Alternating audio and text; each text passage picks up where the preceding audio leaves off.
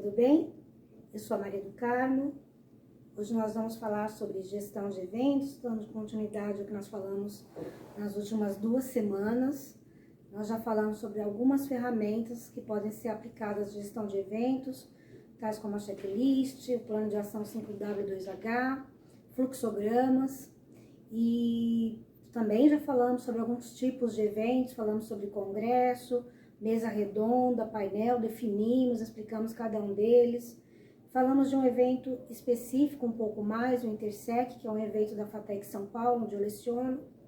E hoje a gente vai dar continuidade falando um pouco mais sobre a importância agora de pensar em alimentos e bebidas para eventos.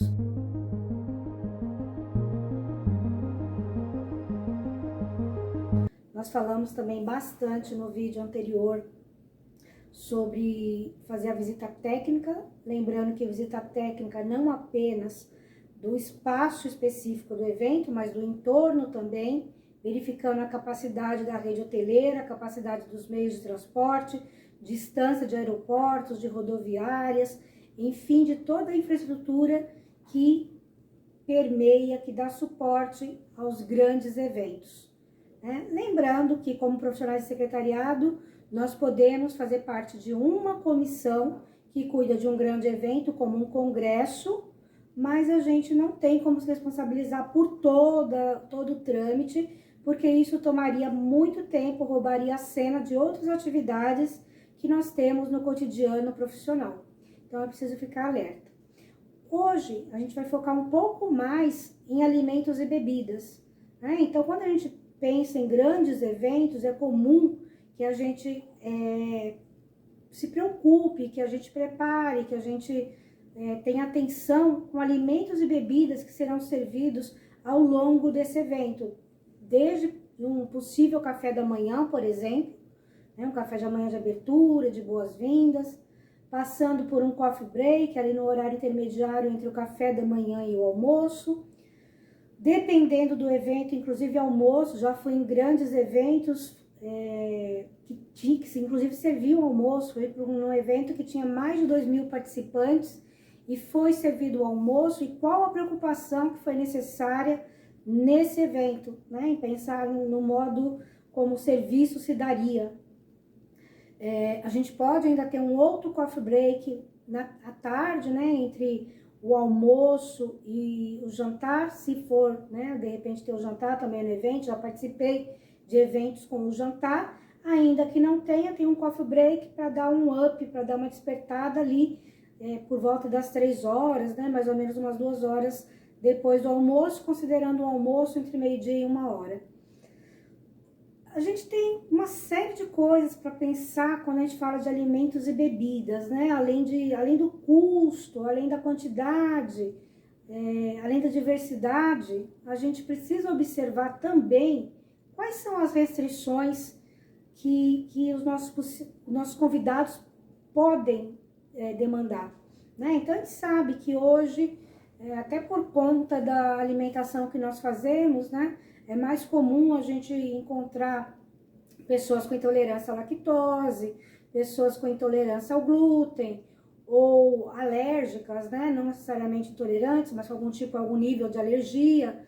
Também é comum a gente hoje encontrar vegetarianos, veganos, Então, quando a gente prepara um evento, a gente precisa levar em conta toda essa diversidade, todos esses grupos que necessitam de atenção, além dos grupos que a gente vai chamar de grupos rotineiros, para não chamar, não classificar como normais, porque os outros não são anormais. Então, para não criar essa imagem distorcida. Uma outra preocupação que a gente precisa ter, além dessas restrições, é no sentido de variar. Então, você vai pegar um cardápio, um evento de 4 ou 5 dias, de 3 a 5 dias, por exemplo, é legal que você pense em variar o que vai ser servido em cada um dos dias, seja no café da manhã, no almoço, nos coffee breaks, no jantar, seja o que for que você esteja preparando, que você se preocupe em fazer cardápios diferenciados. É claro que você vai trabalhar, né, muito provavelmente com buffet parceiro, que você, se você ainda não tem esse buffet parceiro, é legal que você encontre. Quando você tem um buffet parceiro, ele inclusive te dá N sugestões, né? Você vai se adaptando, vai trabalhando com ele, e essa relação vai sendo construída, e ele vai entendendo melhor o que você quer, o que você espera dele, né? Então, em termos de variedade, de quantidade, ele também te auxilia nisso, né? Fazer cálculo de alimentos e bebidas hoje é relativamente simples, porque tem muitos aplicativos na internet. A única coisa que você precisa observar é que essas variações ocorrem de acordo com o público. Então, o seu público-alvo é muito mais formado, composto por mulheres ou por homens. Por exemplo, é comum, né? Faz parte da literatura de eventos, quando a gente trabalha alimentos e bebidas, que conste que as mulheres consomem mais doces. Acho que isso é até meio natural, porque tem a ver com o ciclo menstrual, que a gente tem essa demanda, né, maior do açúcar, né, ali para serotonina, etc. Então é comum, mas não quer dizer que os meninos também não comam doces, né? Eles comem, o que vai ter um cálculo diferente, um pouquinho diferente, quando você tem um público que a maioria é composta por mulheres. Se você estiver organizando um churrasco, por exemplo, você vai levar em conta que é muito provável que os homens consumam mais carne. É claro, gente, que tem exceções, né? A gente está trabalhando com a regra. Quando você tem um evento, você tem que lidar com a regra, né? Com aquilo que é mais comum, que é mais rotineiro. A gente sabe que tem mulheres que não comem doce e que tem homens que não são consumidores assíduos de carne ou de grande quantidade de carne, né? Mas a gente trabalha com aquilo que ainda é considerado regra hoje. Então, tem que observar esses detalhes. Para fazer o cálculo, os buffets, eles também nos ajudam, né? Assim, a gente tem uma margem de segurança. Qual que é essa margem? Então, se eu estou fazendo um evento, por exemplo, onde eu estou fazendo uma pré-inscrição, então vai ter inscrição, e eu tenho 300 pessoas inscritas. É correto eu pensar que aproximadamente 30% desse público pode variar, né? Eu posso ter 30% a mais se for permitido sem inscrição. Se não for, aí não tem jeito, né? Vai ser só realmente aqueles que estão inscritos. Mas mesmo desses que estão inscritos, você tem que observar se o evento é pago ou gratuito. Quando é gratuito, é muito comum que as pessoas se inscrevam naquele momento. Ah, chegou aqui no meu computador, na minha tela, tá aqui acessível, eu me inscrevo. Mas às vezes eu nem programei, né? Nem agendei, nem fiz um follow-up e vou esquecer completamente. Pode ser que antes um pouquinho venha um lembrete, né? Venha alguma coisa me alertando que tem o evento, mas talvez eu tenha esquecido tanto desse evento que eu já não tenha mais nem oportunidade de participar, que eu já tenha colocado outra coisa na agenda. Então é comum a gente considerar uma perda de 30% em eventos gratuitos. Quando o evento é pago, isso diminui. Eu não tenho qual a margem, porque eu não trabalho com eventos pagos, né? Eu trabalho com eventos gratuitos, que são os da FATEC, que são todos gratuitos. Mas eu sei pela literatura que em eventos pagos existe uma redução. Se alguém souber, né, o pessoal que faz os eventos pagos e quiser ajudar, quiser contribuir com o vídeo, né, em edições futuras eu posso colocar essa margem, posso deixar aqui para o pessoal trabalhar. Qual é a perda de público num evento pago? Um evento que eu paguei, sei lá, R$700, R$1.000, R$2.000. Qual a chance de eu não participar? Bom, talvez atrelado aí a um problema de saúde, né? Alguma coisa assim. Então, se você tem essa informação, contribui aqui com a gente. Comenta como que funciona no evento pago. Então, quando a gente está calculando alimentos e bebidas, o buffet vai ser assim, nosso parceirão, né? Vai nos ajudar. Conforme a gente vai dando as informações, né, vai montando o nosso briefing, o briefing direcionado para alimentos e bebidas, a gente vai falando, olha, nosso público é composto por pessoas em tal faixa etária, a dominância, por exemplo, predominância de pessoas na faixa dos 20 anos, entre 18 e 25 anos, essa é a faixa etária. Tem mais? Tem, mas a maior parte do meu público é composto dessa faixa etária. No nosso caso, pensando no evento da FATEC, a maior parte do nosso público é composto por mulheres. cerca de 10 a 15% de homens.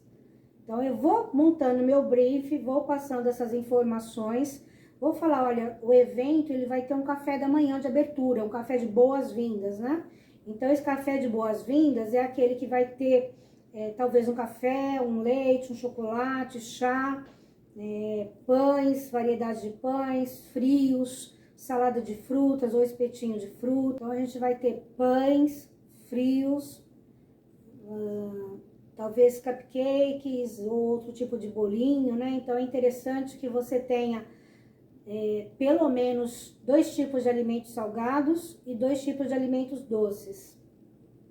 E é importante que pelo menos uma dessa variedade seja alguma coisa que atenda ao perfil, que pode ser, inclusive, um tipo que atenda aos veganos, aos vegetarianos, aos intolerantes ao glúten, aos intolerantes à lactose. Sim, é possível que com apenas um prato doce e um prato salgado você atenda a esses perfis diferentes, tá? Então, você pode, por exemplo, ter o pão de queijo, né? Um pão de queijo que você garanta que ele não tenha traços de glúten. Então, você trabalhando com polvilho doce ou polvilho azedo, né? Ambos dá para você fazer o pão de queijo e garantindo que ele não tenha traços do glúten. E você também consegue fazer o pão de queijo sem ovos e sem leite, por exemplo, né? Hoje já tem buffets especializados que trazem essa proposta. Então, se não tem leite e não tem ovos, ele já se tornou vegano, né? Se não tem leite, ele já atendeu quem tem a intolerância à lactose. E se é um pão de queijo feito de fato, né, sem você usar farinha de trigo, usando apenas o polvilho azedo ou o polvilho doce, pronto, né? Ele se tornou também um prato que pode atender aos intolerantes ao glúten. Bom, mas pão de queijo não vai queijo? Vai, mas você tem os queijos feitos com proteínas vegetais. Então, você consegue, hoje, né, é possível você ter em um único prato condições de atender a esses públicos que têm as restrições. Bolo também, né? Hoje você consegue ter bolo que não usa farinha de trigo, que não libera glúten e que não usa ovos e que não usa leite ou gordura animal. Então, nem ovos, né? Então, você hoje também consegue com um bolo, mas existe isso? Existe, eu vou deixar depois aqui, posso até me propor, se você quiser curtir, comentar aqui, falar, olha, eu quero ver isso acontecer, eu posso preparar junto com vocês, posso programar em um dos vídeos, gravar tanto o pão de queijo quanto o bolo que atenda a esses diferentes perfis. E que seja gostoso também, né, gente? Assim, não adianta atender e ser uma coisa sem graça, né? Então, a ideia é que atenda e que seja gostoso. A gente pode ainda, no bolo, por exemplo, trabalhar com açúcares de liberação lenta, que aí também atende os diabéticos, por exemplo, né? Eu sou diabética, então em alguns momentos eu restringo bastante o açúcar e aí eu consumo alguns alimentos, alguns preparados com os açúcares alternativos, não necessariamente adoçantes. Eu faço uso de adoçante, mas não precisa necessariamente ser adoçante. Você tem alguns açúcares que são de liberação mais lenta e aí isso é benéfico para o diabético, né? Então, por exemplo, açúcar de batata doce. A batata doce, por si só, ela tem uma liberação mais lenta e isso é benéfico para quem é diabético. Então, a gente hoje abordando aqui no canal eventos especificamente falando de alimentos e bebidas, pensando no segmento de eventos que os profissionais de secretariado podem ajudar a organizar, como reuniões, muito comum, inclusive, né? Às vezes a maior demanda do nosso dia a dia são as reuniões.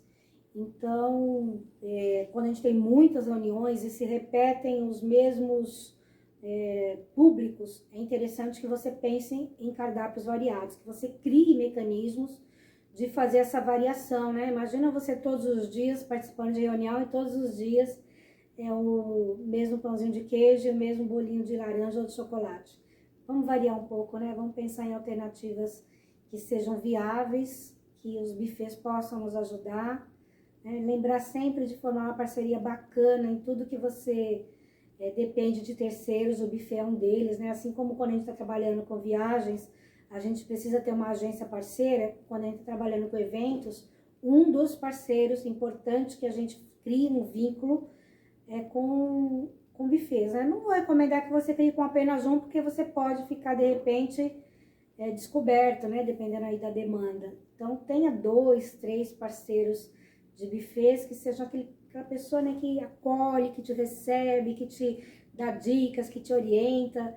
Né? Nossa área é muito composta por esse tipo de relação, né? Onde a gente pode contar com essa ajuda, tá bom?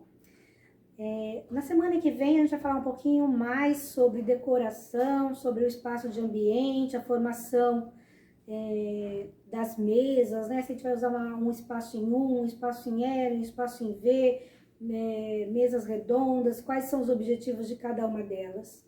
Então, se você gostou, se você achou que vale a pena, curte, compartilha, deixa seu like, se inscreve no canal, né? E me diz, eu devo manter o canal? O que você acha? Eu tô tomando aí, faz um mês e pouquinho que eu tô com o canal, eu tô pensando que rumo dar, né? Se eu mantenho, se eu fico só com o que eu já produzi. Vamos lá, compartilha e me fala o que você acha. Beijo, boa semana. Fiquem todos com Deus.